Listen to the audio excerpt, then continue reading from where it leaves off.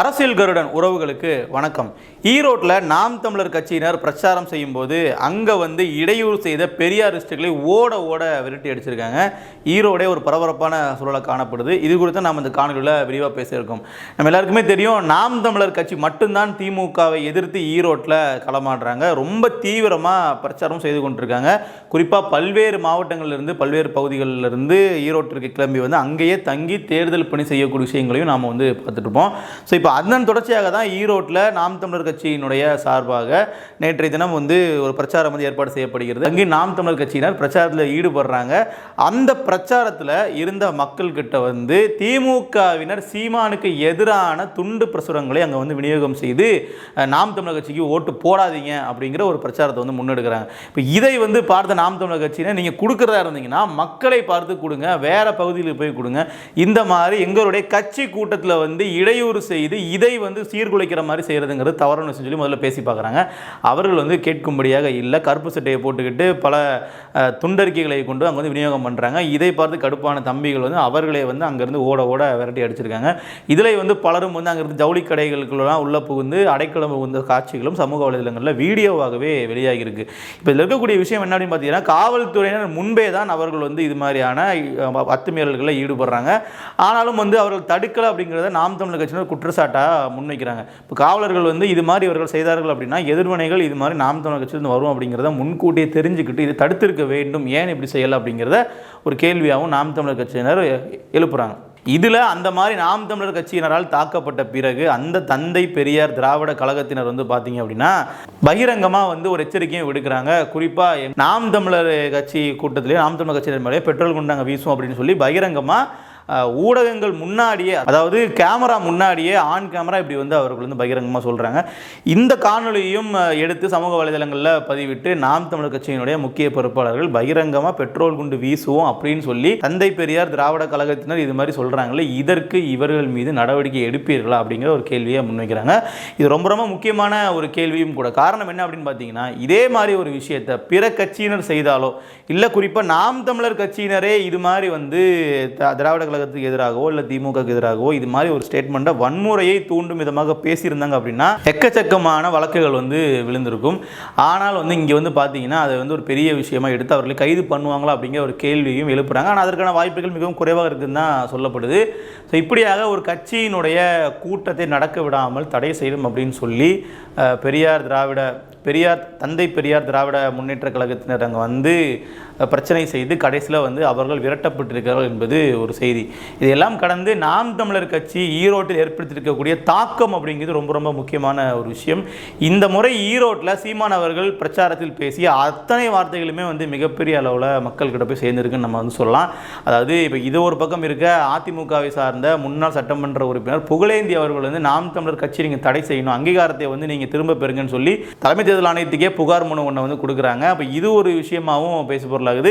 குறிப்பாக அவர் சொன்ன விஷயம், சீமான் அவர்கள் மேடைகளில் வன்முறையை தூண்டும் விதமாக பேசுகிறாங்க, தலைவர்கள் குறித்து ரொம்ப தவறாக பேசுகிறாங்க, இது மக்கள் மத்தியில் சமூக அமைதி சீர்குலைக்கும் விதமாக இருக்குங்கிற மாதிரிலாம் அந்த புகார் மனுவில் குறிப்பிட்டிருக்காங்க. ஆனால் என்ன மாதிரியான களத்தில் இது இம்பாக்ட் இருக்குது அப்படின்னு பார்த்தீங்கன்னா, ஒரு பக்கம் அதிமுக தரப்பில் இப்படி சொல்கிறாங்க, செல்லூர் ராஜா அவர்கள் பெரியார் குறித்து அவர்கள் சீமான் அவர்கள் பேசியது தவறுங்கிற மாதிரி விஷயத்தை சொல்கிறாங்க. ஒரு பக்கம் திமுகவிலிருந்து நேரடியாக ஸ்டாலின் அவர்களே சீமானுக்கு பதில் சொல்லக்கூடிய விஷயத்தையும் நம்ம பார்க்க முடியுது.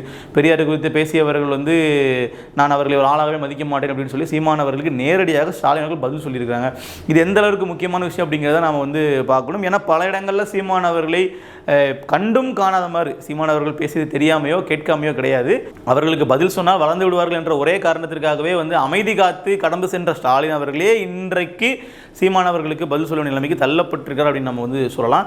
அது மட்டும் இல்லாமல் இன்னொரு பக்கம் பார்த்தோம் அப்படின்னா, அந்த தந்தை பெரியார் திராவிட கழகத்தினராக இருக்கட்டும் இல்லை பெரியார் கழகத்தினராக இருக்கட்டும், இது மாதிரியான திராவிட கழகம் போன்ற கருப்பு சட்டை அணிந்து பெரியாருக்கு ஆதரவாக பேசக்கூடிய அந்த அத்தனை பேரும் சீமானுக்கு எதிராக அவர் வீட்டை முற்றுகையிட போகிற போராட்டம்னு சொல்லி பண்ணது, இங்கே ஈரோட்டில் அவரை பிரச்சாரம் செய்ய விடமாட்டோம்னு சொல்லி சொன்னது, இப்படியாக பல விஷயங்கள் தங்கள் பக்கத்திலிருந்து எதிர்ப்புகளை தொடர்ச்சியாக அவர்கள் பதிவு செய்து கொண்டு இருக்கிறார்கள் அப்படிங்கிறதையும் நாம் வந்து கவனிக்கணும்.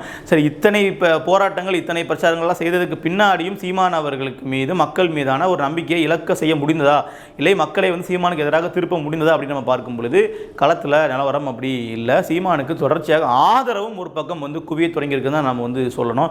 என்னதான் வந்து போலி வழக்குகள் நாம் தமிழர் கட்சியினர் வந்து கூட்டமாக பிரச்சாரத்துக்கு போனாலே வந்து பார்த்தீங்கன்னா அனுமதி இல்லாமல் ஒரு கூட்டம் போட்டிங்கன்னு சொல்லி அவர்கள் கைது பண்ணக்கூடிய விஷயங்களாக இருக்கட்டும், இப்படியான பல ஒடுக்குமுறைகள் அடக்குமுறைகள்லாம் தாண்டி தான் வந்து அங்கே பிரச்சாரத்திலே வந்து ஈடுபடுறாங்க. அப்போ இதை எல்லாமே வந்து ஒரு தடைகளாக பார்க்காமல் முன்னேறி சென்றதற்கு அவர்களுக்கு ஒரு மிகப்பெரிய தேர்தலில் பலன் கிடைக்கும் அப்படின்னு தான் நம்ம வந்து எதிர்பார்க்க முடியுது. அதையும் தாண்டி நாம் தமிழர் கட்சியினர் அல்லாத நாம் தமிழர் கட்சிக்கு ஆதரவு இயங்கக்கூடிய பிற இயக்கத்தினரும் ஈரோட்டிற்கு வந்து அங்கே ஆதரவு சொல்லி அங்கு சீமான் அவர்களை ஆதரித்து அந்த வேட்பாளர் சீதாலட்சுமி அவர்களுக்கு வாக்கு கேட்ட சம்பவமும் நம்ம வந்து பார்த்துருப்போம். குறிப்பாக புரட்சி தமிழகம் கட்சியினுடைய தலைவர் ஏர்போர்ட் மூர்த்தி அவர்களாக இருக்கட்டும், இந்திய தேசிய லீக் கட்சியினுடைய தலைவர் தடா ரஹீம் அவர்களாக இருக்கட்டும், இவர்கள் அனைவருமே வந்து ஈரோடு கிழக்கு தொகுதிக்கு சென்று சீமான் அவர்களை ஆதரித்து பிரச்சாரம் செய்த காணொலிகளையும் நம்ம வந்து பார்த்துருப்போம். ஸோ இப்படியான விஷயங்கள் நாம் தமிழர் கட்சிக்கு ஒரு மிகப்பெரிய அளவிலான ஒரு வாக்கு வங்கியை வந்து அங்கே பெற்றுத்தரும் அப்படிங்கிறதுல மாற்றுக்கிறது இல்லை. மேலும் அங்கே வந்து எதிர்கட்சிகள் அப்படின்னு சொல்லிட்டு வேற யாரும் போட்டி போடல, சீமான் அவர்கள் மட்டும்தான் நாம் தமிழர் கட்சியினுடைய வேட்பாளரை களமிறக்கி திமுகவுக்கு ஒரு போட்டியை உருவாக்கியிருக்காங்க. இப்போ திமுகவுக்கு வந்து இப்போ நாம் தமிழர் கட்சி மட்டும் இல்லை அப்படின்னா அந்த இடத்துல ஜனநாயக முறைப்படியான ஒரு வெற்றியாகவே அது அமைந்திருக்காது. ஆனால் சீமான் அவர்களுடைய துணிச்சலான முடிவு தான் ஈரோடு கிழக்கு தொகுதியினுடைய அந்த ஒரு நிலைமையை மாற்றியிருக்கு அப்படின்னு நம்ம வந்து சொல்லலாம். மேலும் நாம் தமிழர் கட்சியினுடைய வேட்பாளர் மாக்கி சீதாலட்சுமி அவர்களும் களத்தில் வந்து மிகவும் துரிதமான பணிகளை தான் மேற்கொள்கிறாங்க. இவர்கள் வாக்கு கேட்க போகும்போதுமே பல இடங்களில் மக்களே தாமாக முன் வந்து நாங்கள் இந்த முறை உங்களுக்கு நாங்கள் வாக்களிக்கலாம் இருக்கிறோம், எங்களுக்கு வந்து தொடர்ச்சியாக வந்து நாங்கள் இது ஏற்கனவே இடைத்தேர்தல் சந்தித்த ஒரு தொகுதியாக இருந்தாலும் எங்களுக்கு பெருசாக எந்த நல்லதுமே நடக்கல, ஆனால் நீங்கள் எங்களை தேடி வந்திருக்கீங்க, நிச்சயமாக நாங்கள் வந்து உங்களுக்கு வாக்களிப்போம் அப்படிங்கிற மாதிரி அவர்களும் நாம் தமிழர் கட்சிக்கு ஒரு ஆதரவு கருத்தை தான் நீட்டுறாங்க. மேலும் வந்து பார்த்திங்கன்னா பணப்பட்டுவாடாவும் ஒரு பக்கம் ரொம்ப தீவிரமாக நடக்குதுன்னு சொல்லி ஊடகங்கள்லேயே பகிரங்கமாக வீடியோக்களோட செய்திகள் வந்தபோதும் தேர்தல் ஆணையம் எந்த நடவடிக்கையும் எடுக்கலை அப்படிங்கிற குற்றச்சாட்டையும் நாம் தமிழர் கட்சியினர் அல்லாது சமூக ஆர்வலர்களே வைக்கிறாங்க. குறிப்பாக அறப்போர் இயக்கத்தை சார்ந்த சில முக்கிய நிர்வாகிகள் கூட இதை சொல்கிறாங்க. இந்த மாதிரி வந்து நாங்கள் வந்து தேர்தல் ஆணையத்துக்கு கம்ப்ளைண்ட் கூட எங்களால் பண்ண முடியல, அதற்கான ஆப்ஷன் கூட நீங்கள் வந்து அலைபேசியில் கொடுக்காம வச்சுருக்கீங்க, அவர்களை அழைத்து கம்ப்ளைண்ட் பண்ணுறதுக்கான ஆப்ஷனே கூட நீங்கள் சொன்ன அந்த டோல் ஃப்ரீ நம்பரில் இல்லை அப்படிங்கிற மாதிரி பல விஷயங்கள் டெக்னிக்கலாகவும் சரி களத்திலையும் சரி அரசாங்கம் வந்து அரசாங்கம் கிடையாது, தேர்தல் ஆணையம் வந்து இதை எந்த நடவடிக்கையும் எடுக்கலை அப்படிங்கிற மாதிரியான விஷயங்கள் தான் அவர்களுடைய குற்றச்சாட்டு. ஸோ இதெல்லாம் ஒரு பக்கம் இருக்க பணப்பட்டுவாடாக இருக்கட்டும், இல்லை ஆளுங்கட்சியினுடைய அழுத்தம், அவர்களின் அதிகாரம், இது எல்லாத்தையும் தாண்டி நாம் தமிழர் கட்சி தனித்து நின்று களமாடி இன்றைக்கி வந்து பார்த்திங்கன்னா பிரச்சாரத்தையே கிட்டத்தட்ட நிறைவு பண்ணக்கூடிய இடத்துக்கு வந்துட்டாங்க. இனிமேல் வந்து மக்களினுடைய தீர்ப்பு தான் வந்து எப்படி இருக்குன்றது நமக்கு தெரியும். 5ஆம் தேதி தேர்தல், இன்னும் அடுத்த சில தினங்களில் முடிவுகளும் வந்து வெளியாகிடும். அப்படி இந்த முடிவுகள் வெளியாகும் போது நாம் தமிழர் கட்சி கடந்த முறை வாங்கிய வாக்குகளை விட எவ்வளோ வாக்குகள் அதிகமாக வாங்குறாங்க அப்படிங்கிறது தான் பலருடைய எதிர்பார்ப்பாகவே இருக்குது. குறிப்பாக நாம் தமிழர் கட்சி ஒரு வாக்கு அதிகமாக வாங்கினாலுமே கூட இவர்களுக்கு அது மிகப்பெரிய வெற்றின்னு தான் பலரும் சொல்கிறாங்க. காரணம் வந்து என்னென்னு பார்த்தீங்கன்னா, பெரியாருக்கு எதிராக பேசியும் நாம் தமிழர் கட்சி வாக்குகள் அதிகப்படியாக வாங்கிட்டாங்க அப்படின்னா, இத்தனை நாள் வந்து பெரியாரிஸ்டுகள் வந்து சீமானுக்கு எதிராக பேசி சீமானுக்கு எதிராக பிரச்சாரம் செய்து ஈரோட்டில் சீமானை நுழையவே மாட்டோம்னு சொல்லி அவர்கள் வந்து போர்க்குடி தூக்கி இப்படி பண்ணதுக்கு எல்லாமே அர்த்தமே இல்லாமல் போயிடும். நாங்கள் 3000 பேர் மொத்தமாக சேர்ந்து சீமானுடைய வீட்டை முற்றுகையிட்டோம் அப்படின்னு சொல்லிக்கிட்டதுக்கும் பொருளே இல்லாமல் போயிடும். ஸோ அந்த இடத்திற்கு சீமான் அவர்கள் முன்னேறி போயிட்டாங்க அப்படிங்கிற நம்ம வந்து புரிஞ்சுக்கலாம். ஆனால் நாம் தமிழர் கட்சியினரை பொறுத்த வரைக்கும் வந்து பார்த்திங்கன்னா, நாங்கள் வந்து அதை விடலாம், நாங்கள் வந்து 2-3 மடங்கு நாங்கள் வாக்குகளை அதிகப்படுத்தியே காட்டுவோம்னு சொல்லி ஒரு மன உறுதியோடு தான் தேர்தல் களத்தில் பிரச்சாரம் செய்து களப்பணியும் செய்து கொண்டிருக்கிறார்கள். சரி, இந்த ஒரு தேர்தல் களம் வந்து நாம் தமிழர் கட்சிக்கு அவ்வளவு முக்கியமான ஒரு தேர்தல் களமா அப்படின்னு நம்ம பார்க்கும் பொழுது நிச்சயமாக 2026 சட்டமன்ற தேர்தல் களத்திற்கான ஒரு முன்னோடியான ஒரு தேர்தல் களம் தான் இந்த இடைத்தேர்தலுக்கான ஈரோடு கிழக்கு. அதாவது ஈரோடு கிழக்கில் சீமான் அவர்கள் தெளிவான ஒரு நரேட்டிவ் வந்து செட் பண்ணுறாங்க. இங்கே திமுகவா இல்லை நாம் தமிழரா அப்படின்னு நாம் வந்து பார்ப்போம் அப்படின்னு சொல்லிட்டு. ஸோ இந்த நரேட்டிவ் அப்படிங்கிறது வந்து பார்த்திங்கன்னா கருத்தியலாகவும் வந்து 2 துருவங்களுக்கு எதிரான ஒரு போட்டி அப்படின்னு நாம் வந்து சொல்லலாம். இங்கே வந்து திராவிடமா இல்லை தமிழ் தேசியமா அப்படிங்கிற ஒரு கோட்பாடு மட்டும்தான் தமிழ்நாட்டில் இனிமேல் இருக்க போகுது. அதுலேயும் தமிழ் தேசியம் தான் இனி புதிதாக மலரப்போகிறது. அதற்கான ஒரு முன்னேற்பாடாக தான் இந்த தேர்தலும் சீமான் அவர்களுக்கு அதுவாகவே அமைஞ்சிருக்குன்னு நாம் வந்து சொல்லலாம். இது எப்படி வந்து அமைஞ்சிருக்குன்னு நம்ம சொல்கிறோம் அப்படின்னு பார்த்தீங்கன்னா, இப்போ வந்து பாஜகவினுடைய கூட்டணி சார்பாக என்டிஏலேருந்து ஒருத்தங்க வந்து போட்டி போட்டிருந்தாங்கனாலோ இல்லை அதிமுகலேருந்து ஒரு வேட்பாளர் போட்டி போட்டிருந்தாங்கனாலோ களமே வந்து வேறு மாதிரி அமைஞ்சிருக்கும். அவர்களுக்குள்ள போட்டிங்கிற மாதிரி சொல்லியிருப்பாங்க. ஊடகங்களும் நாம் தமிழர் கட்சியை எப்படி புறக்கணிப்பதுன்னு பார்த்துட்டு கூடிய சூழலில் இதுதான் காரணம்னு சொல்லி திமுக அதிமுக நரேட்டிவை வந்து கொண்டு போயிடுவாங்க. ஆனால் இந்த முறை நாம் தமிழர் கட்சி மட்டுமே ஒற்றை கட்சியாக திமுக எதிர்த்து போட்டி போடுவதால் வேறு வழியே இல்லாமல் சீமான் அவர்களை காட்டி தான் ஆகணும். அது மட்டும் இல்லாமல் சீமான் அவர்கள் பெரியார் குறித்து பேசிய விஷயங்களும் சமீப காலத்தில் வந்து ரொம்ப பேசுபோல் இருந்ததுனால இந்த விமர்சனங்கள், சீமான் மீதான வழக்குகள், சீமான் மீதான நடவடிக்கைகள், இந்த ஒட்டுமொத்த விஷயமும் சேர்ந்து 20-30 நாட்களாக சீமான் அவர்களே ட்ரெண்டிங்லேயே வச்சுட்டு இருக்குன்னே சொல்லலாம்.